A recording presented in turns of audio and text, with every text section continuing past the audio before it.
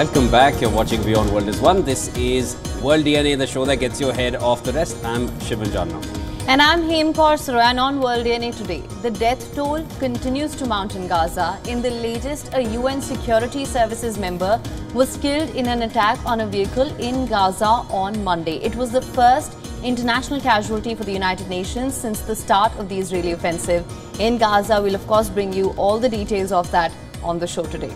Also on the show, we bring you more details coming in from the US. Donald Trump's former lawyer, Michael Cohen, finished his first day of testimony at a New York court in the hush money trial. Cohen asserts that he, in fact, took the approval of Trump not once but twice before opening an account to pay Stormy Daniels' hush money amount, saying it was to be classified as legal fee. We will be getting you the details of that on the show as well. For now, let's get you started with the headlines.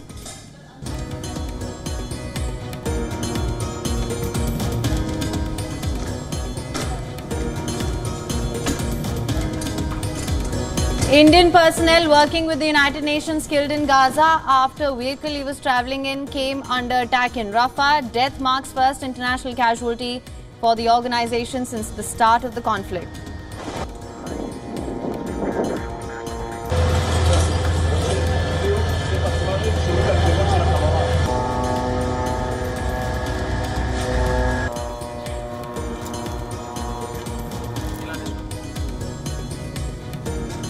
Russia intensifies attacks on Ukraine's Kharkiv region. Kiev says Russian forces command tactical success in assault on northeastern region on shared border.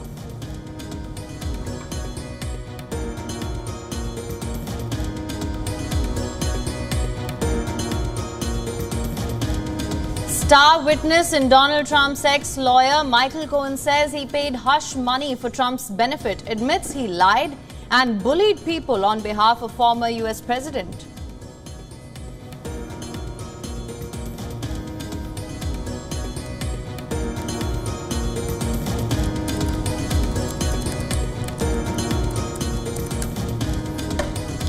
Rwanda flights blocked in Northern Ireland by Belfast judge. Big blow for Sunak as deportation policy judged to be incompatible with human rights guarantees in Good Friday Agreement.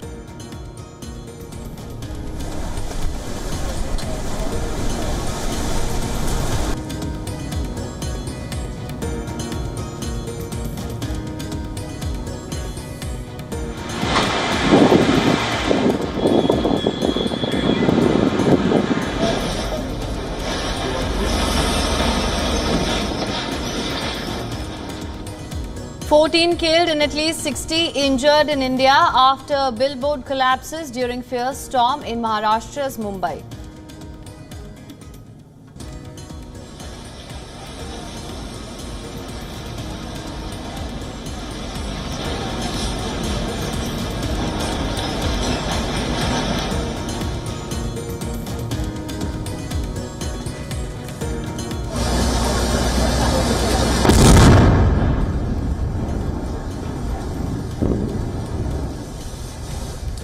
US crews in Baltimore set off a controlled explosion to remove portion of the collapsed Francis Scott Key Bridge from board of massive container ship that toppled it in March.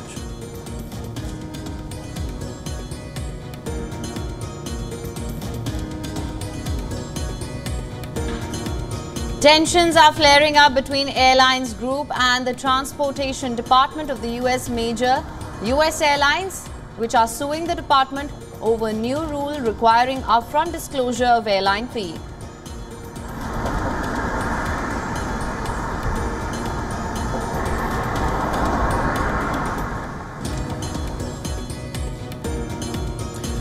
Australian Open champion Aryna Sabalenka avoids an early upset at the Italian Open. The second seed comes from a set down to beat Elina Svitolina to set up a quarter-final clash with Yelena Ostapenko.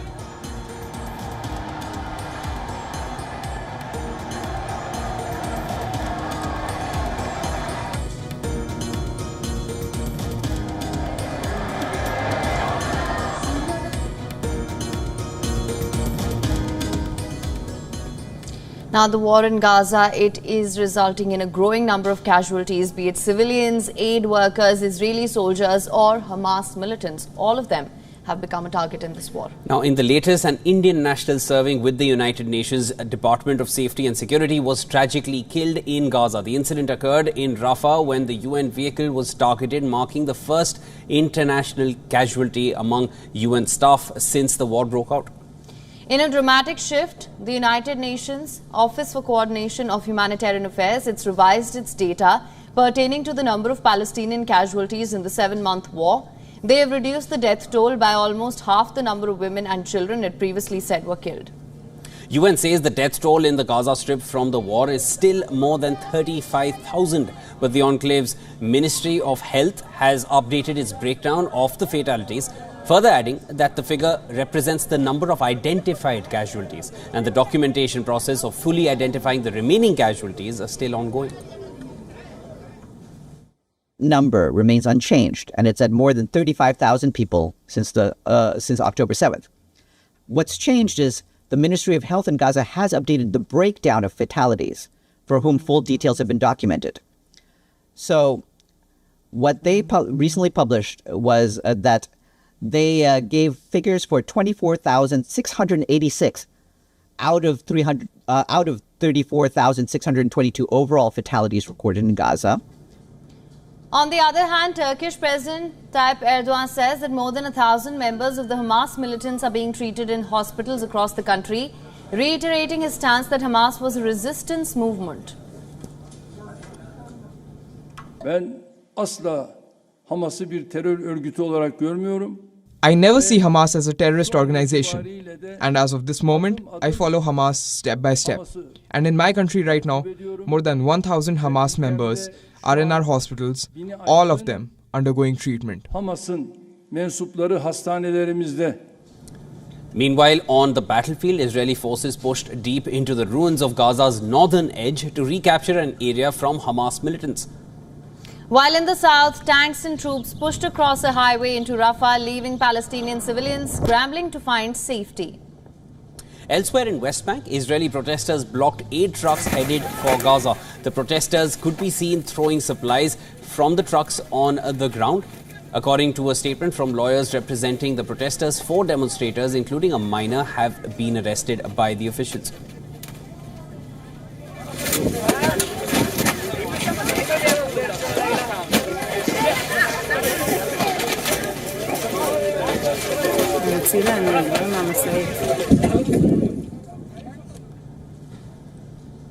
Shifting focus to the other war front, the Russia-Ukraine war is witnessing a fresh wave of escalation, and Ukraine's northeastern city of Kharkiv has become the latest flashpoint.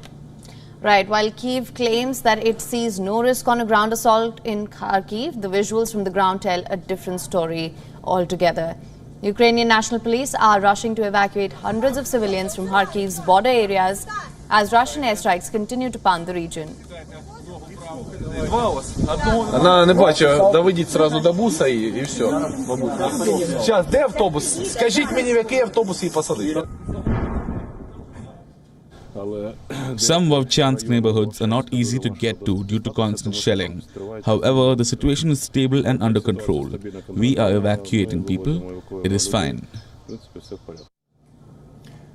The situation is precarious as artillery shells land near police vehicles.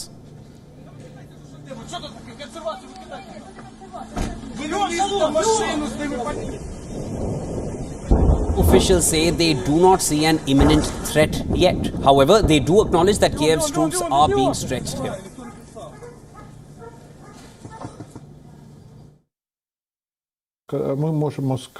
We can say that we don't see any threat of assault on the city of Kharkiv or other problems. But the Russians are trying to stretch our troops. And if they succeed and have some success, they will develop them. Intense skirmishes between the warring neighbors are also underway in northeastern Ukrainian town of Vovchansk. The latest push in the northeastern region, it's opened up a new war front, adding more pressure on the already overstretched Ukrainian forces. Now, according to Moscow, in the latest assault by Russian forces, which began on Friday last week, troops have captured over 40 to 50 square miles in northeastern Ukraine's Kharkiv region, which includes at least 7 villages. Meanwhile, Ukraine carried out a fresh strike on the Russian border city of Belgorod on Monday. The attack caused a building to collapse partially, killing 15, according to Russia's emergency ministry. 12, including 2 children, were rescued from the rubble, and this was one of the deadliest attacks to date on Belgorod, launched by Ukrainian troops.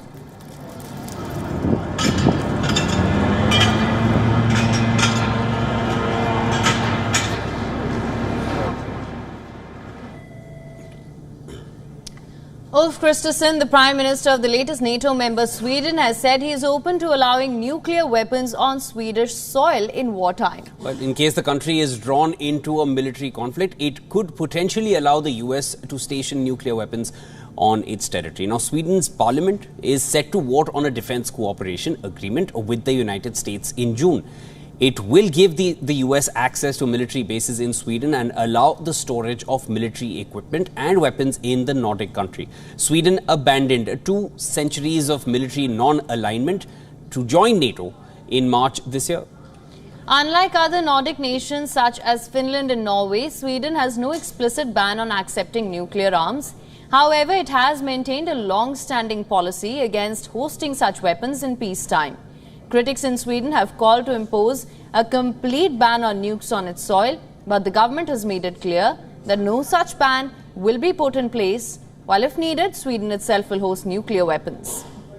As the Swedish PM made such statements, Russia, of course, warned that it is prepared for the battlefield. Earlier, Kremlin said Russia has started preparations for missile drills near Ukraine, simulating the use of tactical nuclear weapons in response to threats by Western officials. In recent days, some statements by NATO leaders have raised tensions. Polish Prime Minister Donald Tusk admitted that there is some presence of NATO troops in Ukraine. Macron has more than once insisted that he has no objections on deploying French boots and Western boots in Ukraine. Lithuania too joined the chorus and says it is prepared to send its soldiers on a training mission to Ukraine. As Russia has responded furiously, concerns of the potential for a direct clash between NATO and Russia are escalating.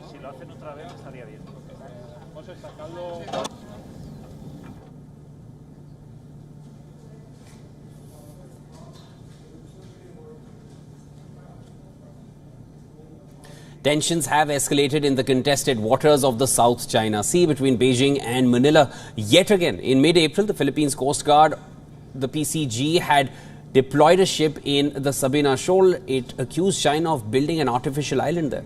Now, videos which were released by the PCG from the Sabina Shoal claim to show piles of crushed coral dumped on the sandbars of the shoal, altering their size and elevation.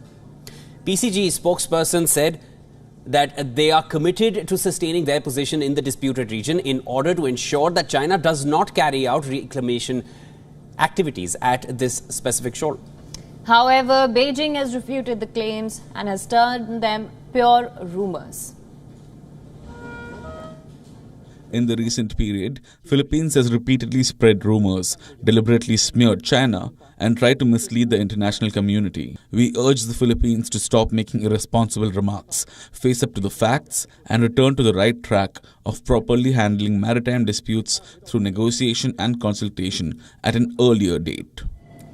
China claims almost all of the South China Sea, including parts belonging to the Philippines, Brunei, Malaysia, Taiwan and Vietnam. It has also carried out extensive land reclamation on some islands, building military facilities, causing concern in Washington and the region. And skirmishes with the Philippines in particular have flared up since last year. In 2016, the permanent arbitration ruling favored the Philippines against various Chinese claims is unlawful, a decision which China does not consider. The Sabina Shoal is the meeting point for vessels resupplying Philippine troops are stationed on a ground warship at the Second Thomas Shoal. This is the point where Manila and Beijing have had frequent run-ins.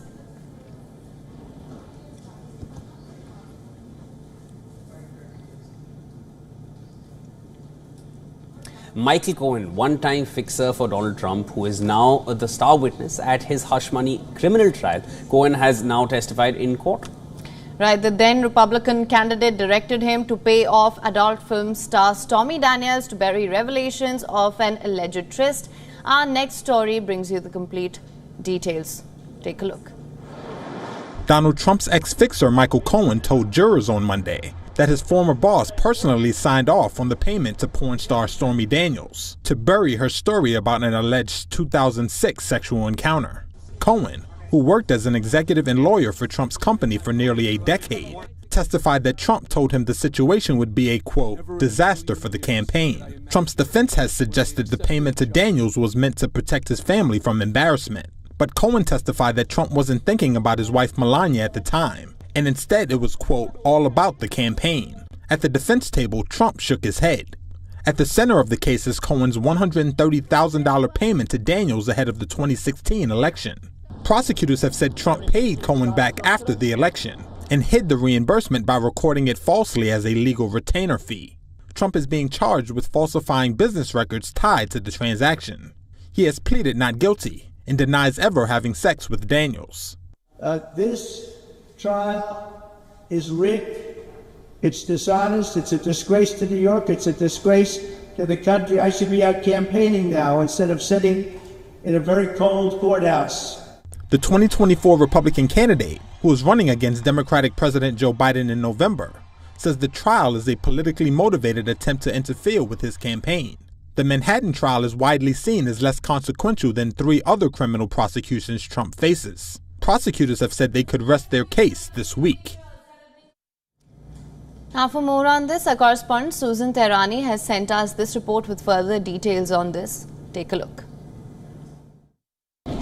Michael Cohen's testimony is crucial as he is the star witness and has first-hand knowledge of the events in question. Cohen's testimony provides a direct link between Donald Trump and the hush money payment to Stormy Daniels, which is ultimately at the heart of the 30 of 4 felony counts against the former president. Cohen's testimony, backed by records and documents, may ultimately paint a picture of Trump's involvement in the payment and the attempts to silence Daniels, which could be damaging to the former president's defense. But the question is, with Michael Cohen's credibility at the end of the day in front of that jury. The defense team will likely argue that the prosecution's case relies too heavily on the testimony of a convicted felon and that the evidence presented is circumstantial and not sufficient to prove Trump's guilt beyond a reasonable doubt. They may also argue that the payments to Stormy Daniels and Karen McDougal were legal and did not violate campaign finance laws. If the defense can raise sufficient doubt about the prosecution's case, it could lead to an acquittal or a hung jury. Moving on now, Belfast judge has ruled that the United Kingdom's law to deport asylum seekers should not apply in Northern Ireland. And this is because parts of it violate human rights protections. High Court Justice Michael Humphreys said that the Illegal Migration Act was incompatible with the European Convention on Human Rights and that it undermines rights provided in the Good Friday Peace Agreement in 1998. UK Prime Minister Rishi Sunak said that the government will appeal the judgment. The law is central to Sunak's contentious plan to deport some migrants to Rwanda, but it was not immediately clear what impact the ruling by Belfast Court will have on that initiative. The Prime Minister's office said that the ruling will not derail or delay Rwanda deportations that the UK government says will begin in July. Lawyer Marmion, who represents one of the applicants, a 16-year-old asylum seeker from Iran who travelled to the UK by port last year, said that the ruling will prevent the government from removing such people from Northern Ireland. The applicants, which also included the Northern Ireland Human Rights Commission, argued that key parts of the law are incompatible with the post-Brexit Windsor framework jointly agreed last year by London and Brussels. That agreement said that it must honour the peace accord that largely brought an end to the Troubles, that is the 30 years of violence between British Unionists and Irish nationalists. Sunak said that the Good Friday Agreement was not intended to be expanded to cover issues like illegal migration. The Belfast judge has placed a temporary stay on the ruling until later this month.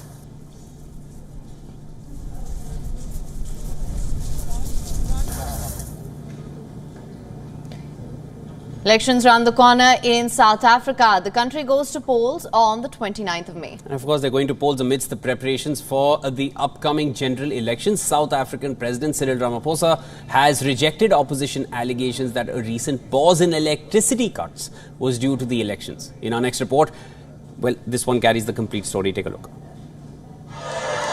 South African President Cyril Ramaphosa on Monday rejected opposition allegations that a recent pause in electricity cuts was due to an election coming up on May 29th.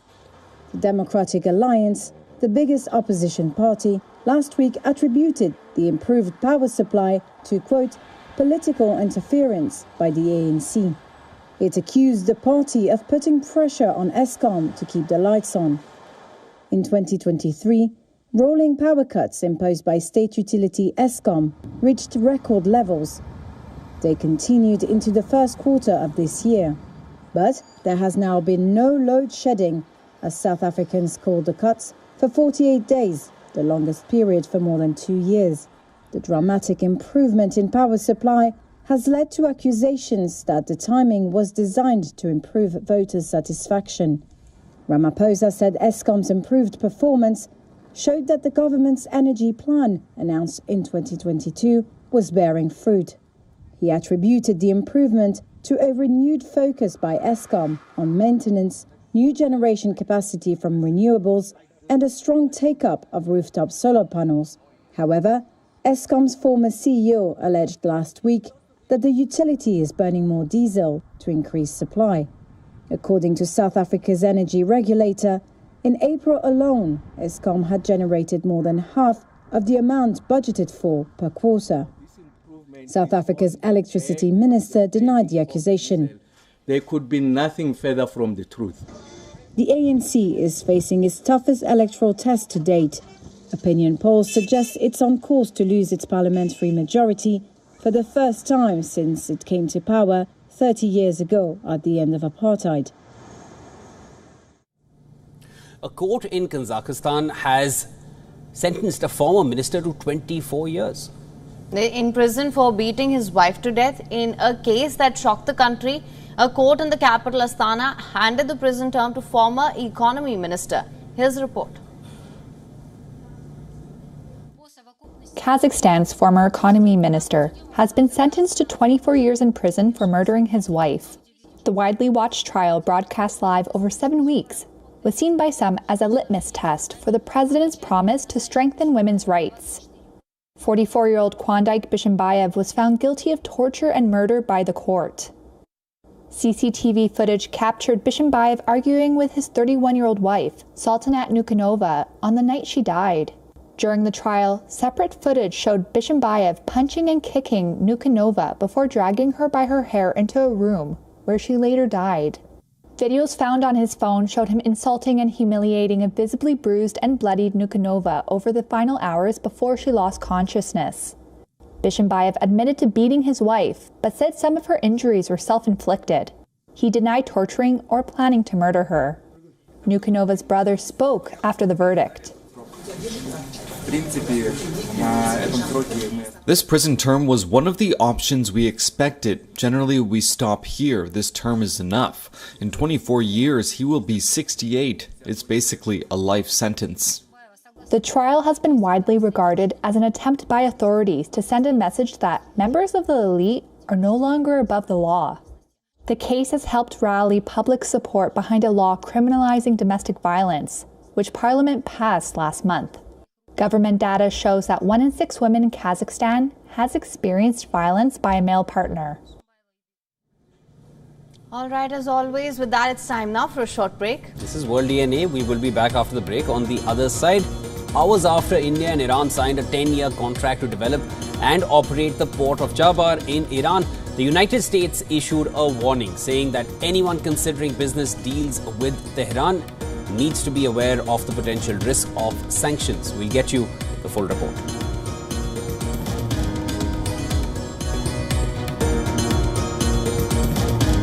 Also on the other side, Melinda French Gates has decided to step down as co-chair of the Bill and Melinda Gates Foundation. We'll bring you all the details on the other side.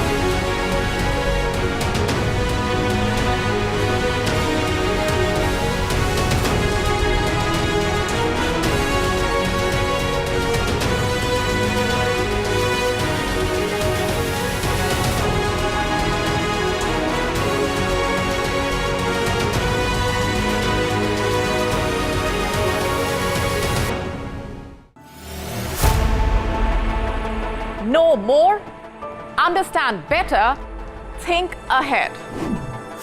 Hello and a very warm welcome. You are watching Gravitas with me, Molly Gambhir.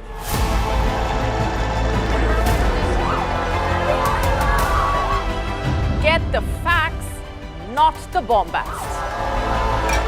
On the 26th of March, dynamic pricing, Baloch separatists,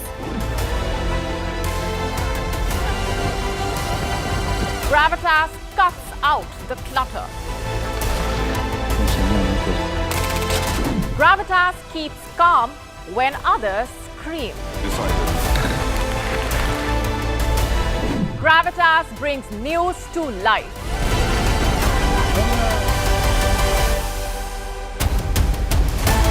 Weekdays, 9 p.m. IST, 3:30 p.m. GMT.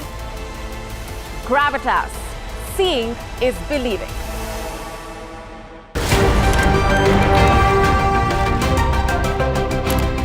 Ready to dive into your daily dose of news? Bringing you what's trending in the West and all that's setting trends in the East. And all of this served up with a side of insightful banter. We don't just bring you the latest stories. We bring you your talking points for the day. And while you do that, from the busy streets of New York, I will provide you with deeper insights on the developments through the course of the day in the US. And I will be here at the WION headquarters, getting you all the action from the universe of sport. All that you need to know about your favorite teams and players, right here. The show that keeps you ahead of the global curve. A conversation you'd want to be a part of. A place where news becomes an engaging exchange. We bring you stories that impact your present. This is World DNA. Join the conversation.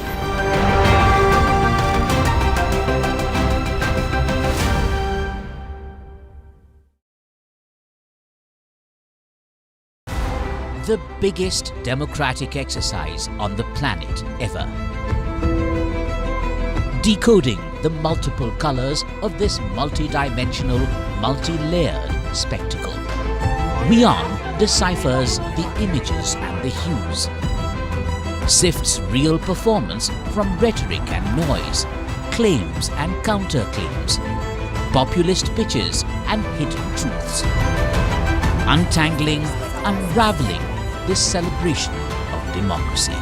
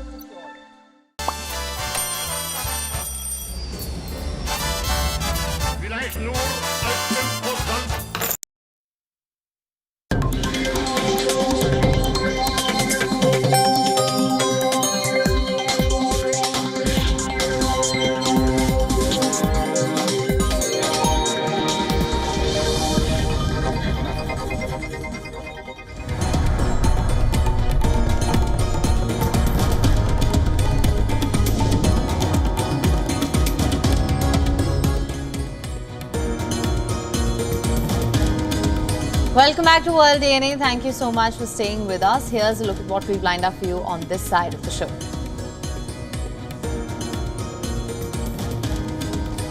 Indian personnel working with United Nations killed in Gaza after the vehicle he was travelling in came under attack in Rafah. Death marks the first international casualty for the organisation since the start of the conflict.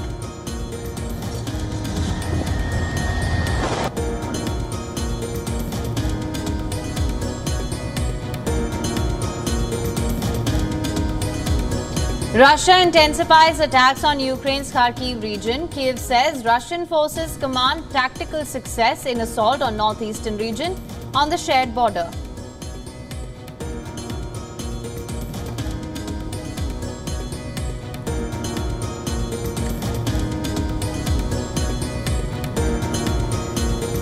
Witness and Donald Trump's ex-lawyer Michael Cohen says he paid hush money for Trump's benefit, admits he lied and bullied people on behalf of former US President.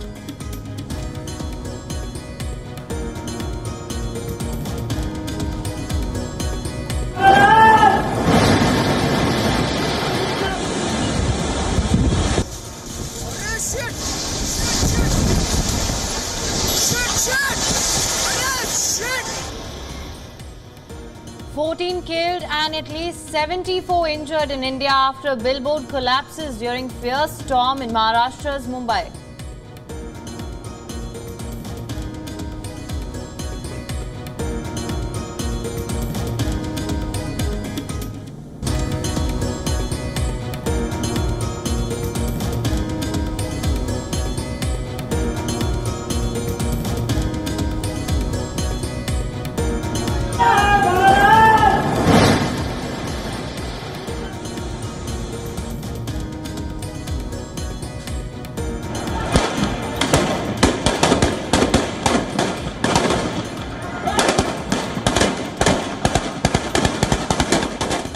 Violent protests continue in Pakistan-occupied Kashmir despite announcement of massive subsidy package by Sharif government. At least 3 killed and several others injured in clashes on Monday.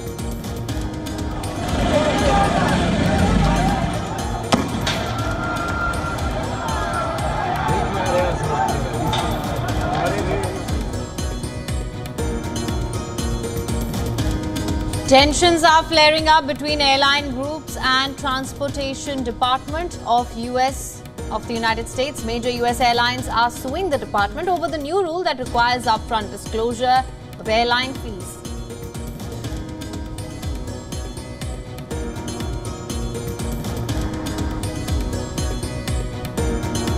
Australian Open champion Aryna Sabalenka avoids an early upset at the Italian Open. The second seed comes from a set down to beat Elina Svitolina to set up a quarter-final clash with Yelena Ostapenko.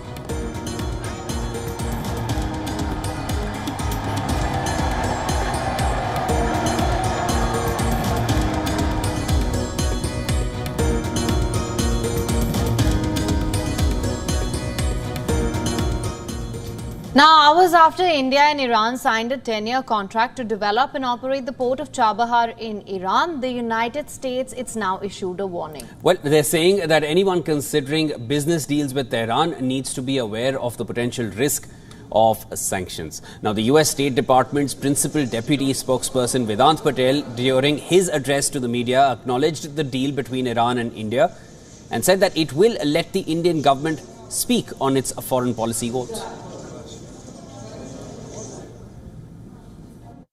So we're aware of these reports that Iran and India have signed a deal concerning the Chabahar port. I will let the government of India speak to its own foreign policy goals vis-a-vis the Chabahar port, as well as its own bilateral relationship with Iran. I will just say, as it relates to the United States, U.S. sanctions on Iran remain in place and will continue to enforce them. The long-term deal was signed between Indian Ports Global Limited, IPGL, and the Port and Maritime Organization of Iran. Authorities in both countries said the IPGL has committed to further equipping and operating the port for the duration of the contract. At the end of the 10-year period, both sides would further extend their cooperation in Chabahar.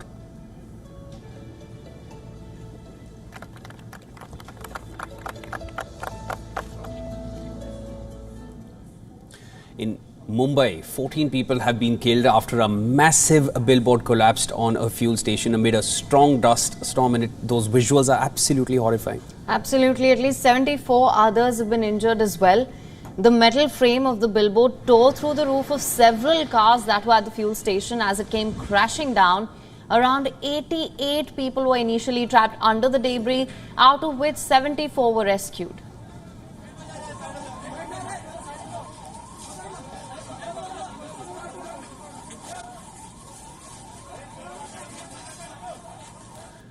On Monday, an unexpected strong dust storm hit Mumbai, and that was followed by rains. The storm disrupted transport, uprooted trees and structures, and led to power outages in many districts of the financial capital. It also led to long traffic snarls. Local trains, a section of the metro network and airport services were temporarily halted as well.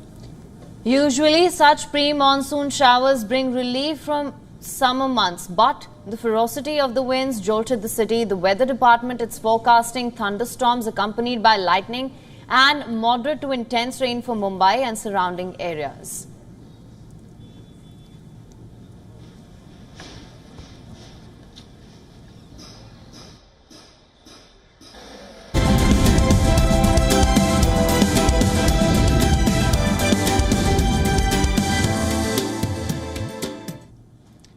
All right, on to developments now from the world of technology. According to a report in 2023, cybercrime by foreign perpetrators increased by 28% in Germany. The report comes ahead of the upcoming EU elections in June, raising security concerns over suspected Russian hackers and spies. German Interior Minister Nancy Faeser presented the report. According to the report, the number of foreign cyber attacks increased consistently since 2020. Earlier this month, Russia was accused of conducting a cyber attack on German defense and aerospace firms as well.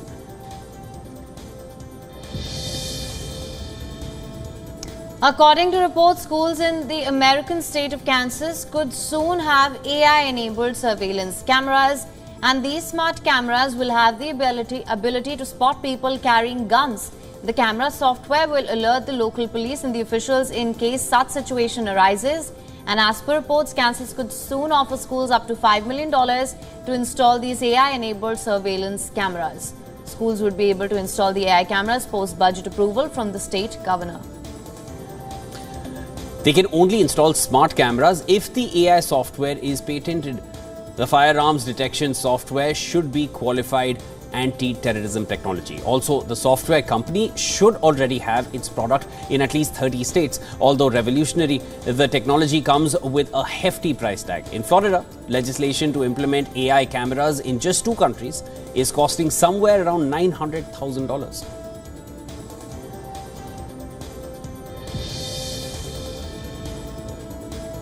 A Chinese law that aims to increase outdoor playtime has made significant strides in combating sedentary behavior in children. The law restricts children from accessing online games after a certain period. It also limits the amount of homework assigned by schools, and that's not all. The law also states private tutors' working hours during which they can operate. And as per a report, since 2021, the daily inactive time of children has decreased by over 13% in China. Moreover, activities such as online gaming, using mobile phones, watching television have seen a 6% decline since the law came into action. Researchers analyzed data from over 7,000 primary and secondary school students across 14 cities in China. This includes data from before and after 2021, when the law was enacted. The findings suggest that such measures could serve as a model for future policies that are aimed at enhancing children's physical and mental well-being.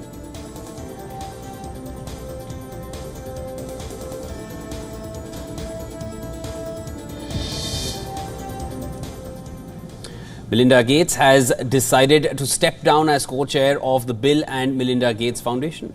Now, in a statement posted on social media, Melinda wrote, I'm quoting here, after careful thought and reflection, I have decided to resign from my role as co-chair of the Bill and Melinda Gates Foundation.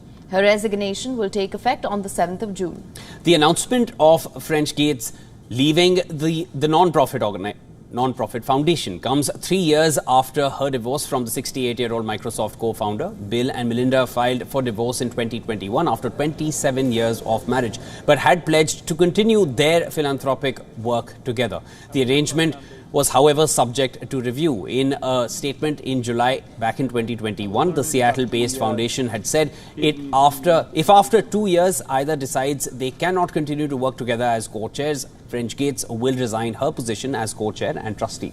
Making the announcement of her resignation, Melinda Gates said under the terms of her agreement with Bill, she will have an additional $12.5 billion to commit to her philanthropic work. She said this was not a decision she came to lightly. Now, 59-year-old Melinda co-founded one of the world's biggest private charitable foundations with her former spouse more than 20 years ago. The foundation has spent more than $50 billion over the past 2 decades to bring a business approach to combating poverty and disease. Thanking his ex-wife for her critical contributions to the organization, Bill Gates said he was sorry to see Melinda leave, but he is sure she will have a huge impact in her future philanthropic work. He said Melinda, as a co-founder and co-chair, has been instrumental in shaping the strategies and initiatives of the foundation, significantly impacting global health and gender equality. Organization's chief executive Mark Sussman said after Melinda's exit, its name would change to the Gates Foundation.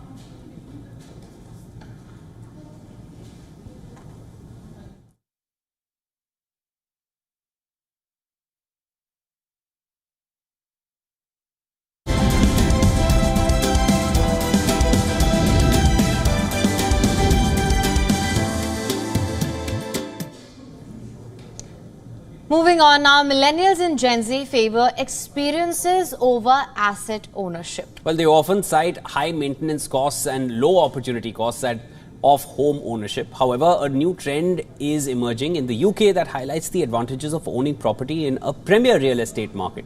Take a look at this next report to find out more on this. A new trend is emerging in Britain's real estate circuit. Britain's affluent homeowners are seeking innovative solutions to offset soaring living costs and indulge in luxury vacations. Increasingly, well-heeled individuals are opting to rent out their primary residences through curated holiday villa brands rather than traditional rental platforms like Airbnb. Driven by the exorbitant expenses associated with maintaining large historic homes and the escalating costs of luxury travel, these homeowners are turning to other platforms to offer their properties to discerning holidaymakers. These properties offer guests a taste of luxury living in picturesque settings.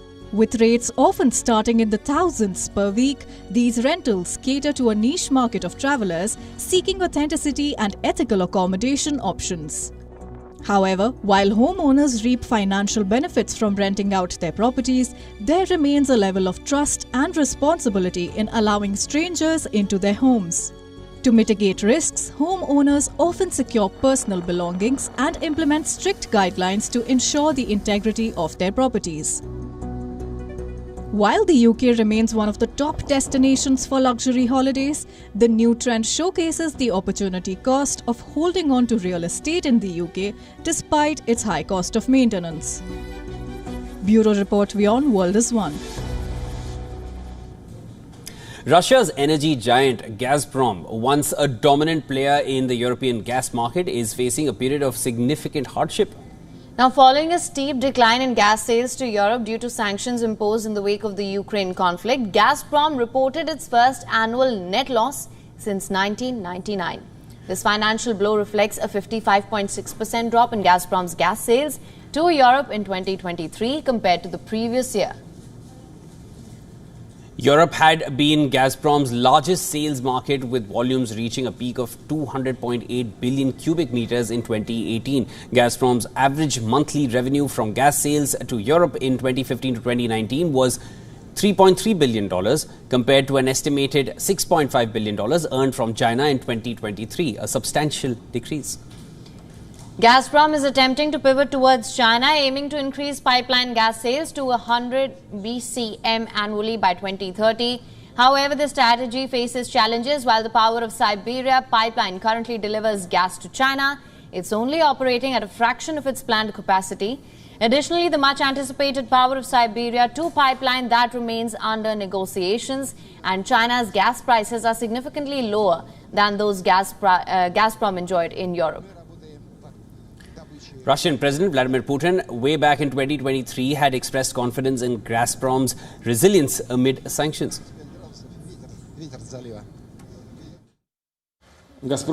Today, Gazprom demonstrates high responsibility in its work, efficiency and sustainability, despite unfair, frankly speaking, competition. Direct attempts from outside to prevent and hinder its development, Gazprom is moving forward, launches new projects. Now, Gazprom's hopes of replicating its European success story in China appear uncertain. The company's financial woes extend beyond its core gas business. While its oil and gas condensate sales increased in 2023, the revenue from the natural gas business itself, that has been halved. Gazprom, it's exploring diversification strategies such as producing and exporting ammonia and methanol, but these ventures are unlikely to yield quick results. These factors raise questions about Gazprom's ability to fully recover its lost revenue from Europe through increased sales to China.